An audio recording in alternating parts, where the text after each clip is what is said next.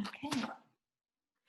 Hi, everyone, and welcome to Mom at Ease. And I'm very happy that I have a special guest for you today, which is Rosie. Rosie is an expert in pelvic floor strengthening. Can I say it like this? And like, as I got to know Rosie myself and comments I read on her webpage, like it seems like everyone who gets to know Rosie or gets to work with Rosie, they end up loving her and feeling really comfortable and happy with her.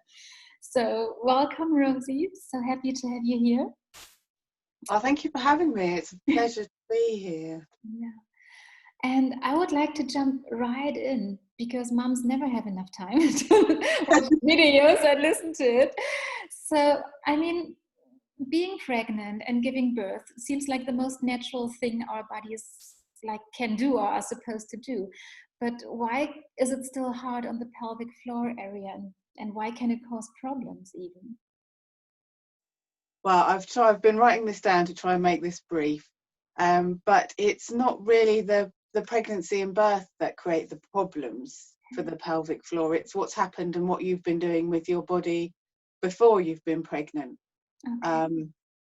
So if you have, we all sit too much and don't walk enough, and so our bodies become out of balance. We've got areas that are too tight and areas that are too weak, and we probably get on fine with that before we get pregnant. We might have the odd niggly back pain or hip pain or foot pain and don't really think anything of it.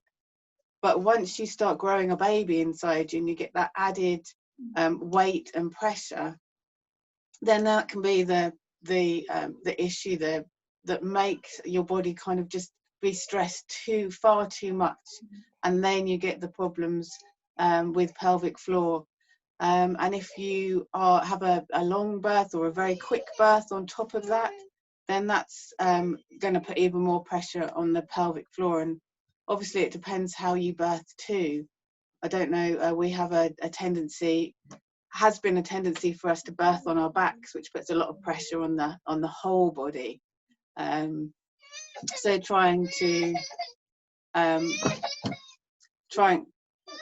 birth in a more upright position will help that the pelvic floor not to get so much tension.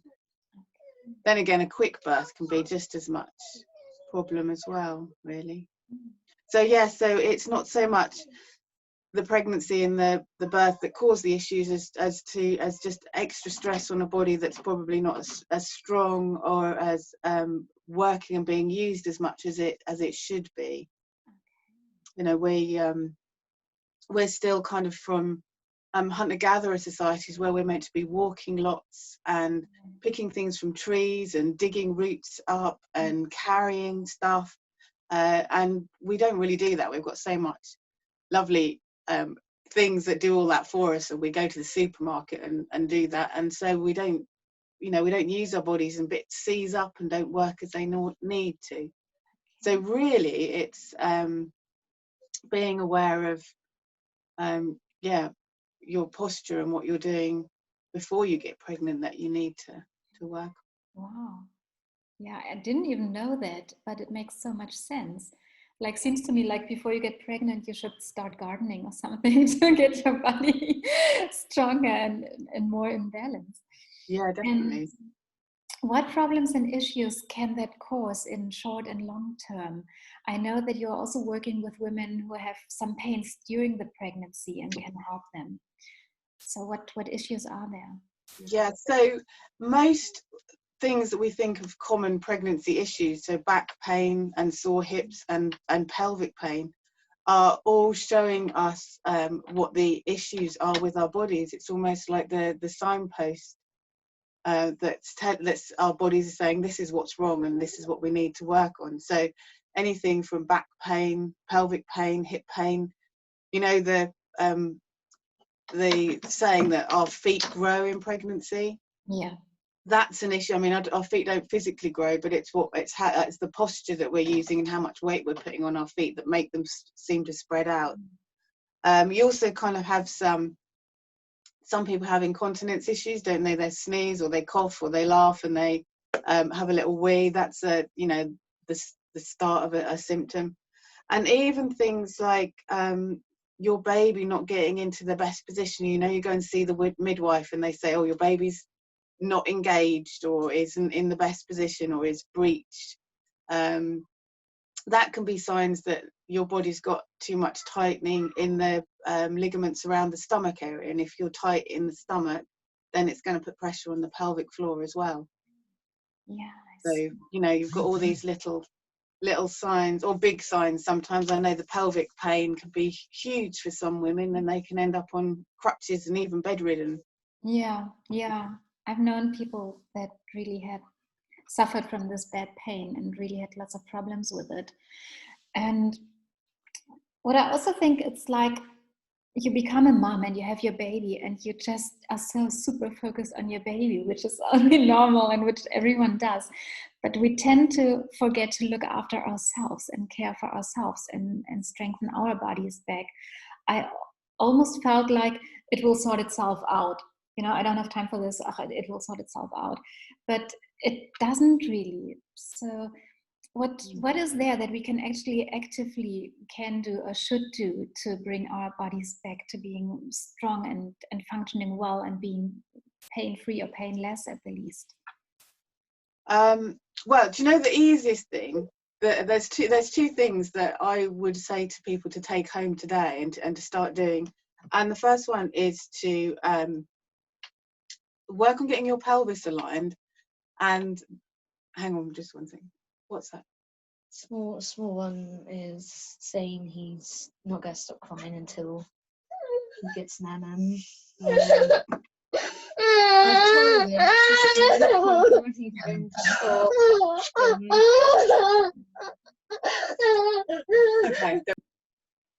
Okay, there we go. Right. So yeah, the something that we can do straight away. I mean, ideally what you'd need to be working on in pregnancy and even before pregnancy would be to release any tense and tight muscles, because mostly pelvic floor disorders are because of over tight pelvic floor. Okay. So we always think that we need to strengthen it and do lots of like squeeze and release exercises, but that could cause more problems. Okay. So really we want to be thinking about releasing any tight muscles and then strengthening the muscles that support the pelvis. So thinking of strengthening your glutes and your hamstrings. But something that everyone can do right now is to use a bolster when you're sitting, because what you want to do, this is the pelvis. Yeah. And mostly sitting, we end up sitting on our lower back.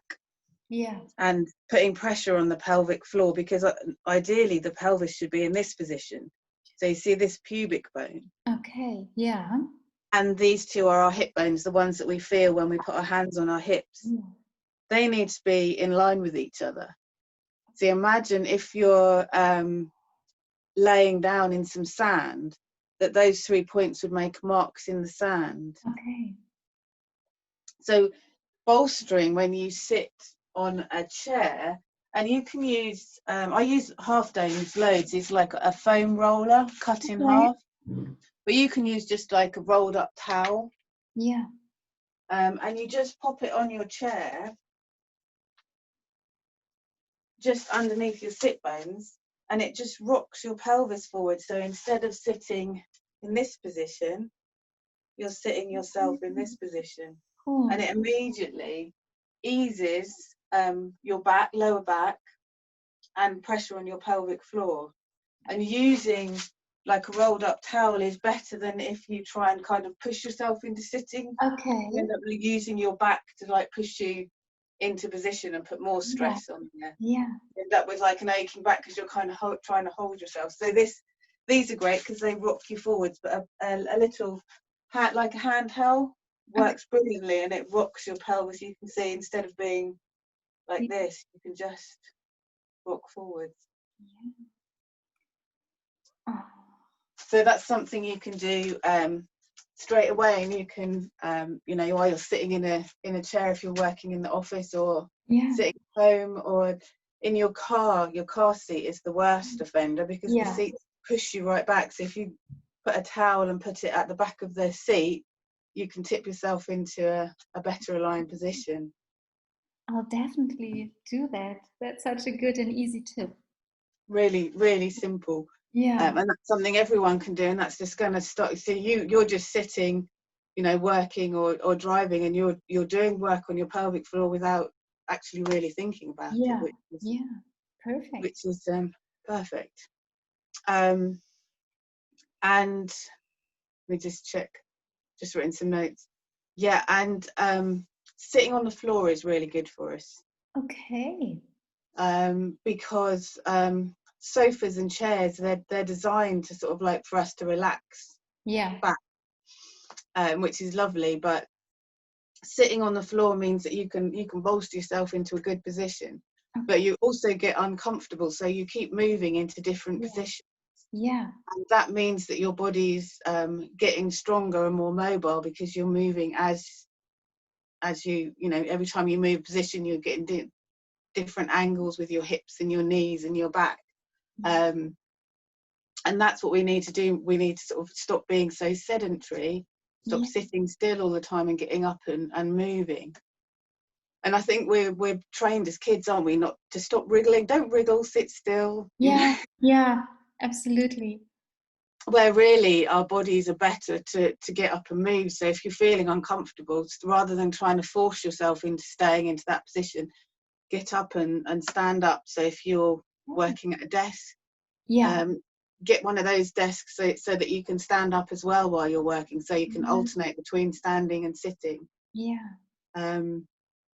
Set yourself a timer and go for a walk around the office every half an hour, or do an exercise so that you're building strength but you're still working, because it's we're all busy, and especially as mums, we haven't always got time to set aside 20 minutes.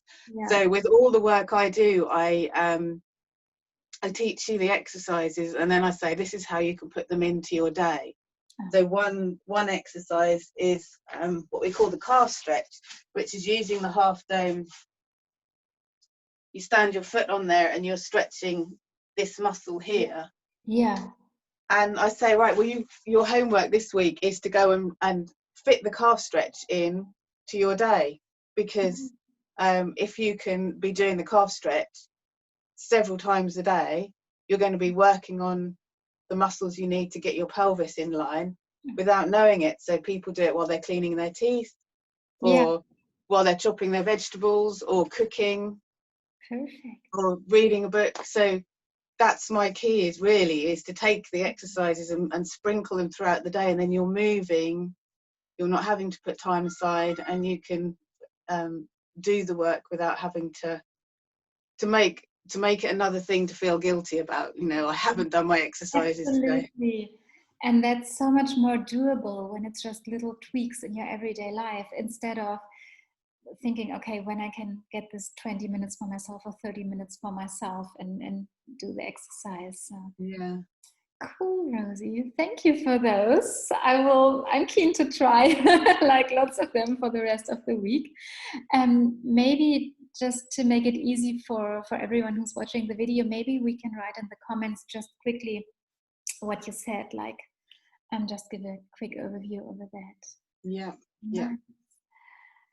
So, but then again, sometimes all these little things, even though now we know about them, might not be enough to make us feel strong and nice and pain-free again. So how can people reach you, and how can they work with you, and how can they get the benefit of your work? So I've got some online courses coming up, which are very close to being finished. That's my project this week. And you can find them on my website, which is www.labyrinthofnurture.co.uk. I've got some videos that people can do on my YouTube channel. So if you want to have a look at some things and some tips and what we've talked about here, there's some videos there. And you can also find me on Facebook as Labyrinth of Nurture. Perfect. We will put all the links down in the comments so that everyone can find Rosie. And thank you so much for these insights. And I'm so glad to have you here. And I'm like, oh, I just feel like I want to fly over once a week and do a course and meet you in person and work with you. And it's so nice to have you by the side and to have you as a cheerleader and really help one. And, No. but I suppose in these days, we might not do live courses, so online courses are the next best thing. And even now in Germany, it looks like we're gonna do lots of stuff only online for the next few weeks again. So Yeah, I think that's I'm how it's still, looking here as well. yeah. Oh, I mean, there are so many benefits. Like I could never fly over to England once a week and do a course. So online course with you will still be really well and give lots of benefits and help cool. lots of women and moms. And maybe even we should tell other women about it that are not really pregnant now or have had babies yet. Maybe we can tell them also that yeah, that might be causing problems, and Mm, it doesn't have to. Yeah. definitely. I mean, it would be great to be able to work with people even before they Yeah. pregnant to do this work. Yeah, I mean, everyone tells you if you want to fall pregnant soon, then take your folic acid. But now we can also add on, yeah, then try to do like look after your posture and do some work there. Yeah. I mean, it can help with fertility as well. So getting your pelvic in line is going to get your everything working well in there. So yeah, perfect. So again, thank you so much, Rosie, for your time and all your answers and sharing your wisdom with us. And we put all the links down in the comments, and I hope to see you all soon again. yes. Bye. Thanks very much. Bye-bye. Bye.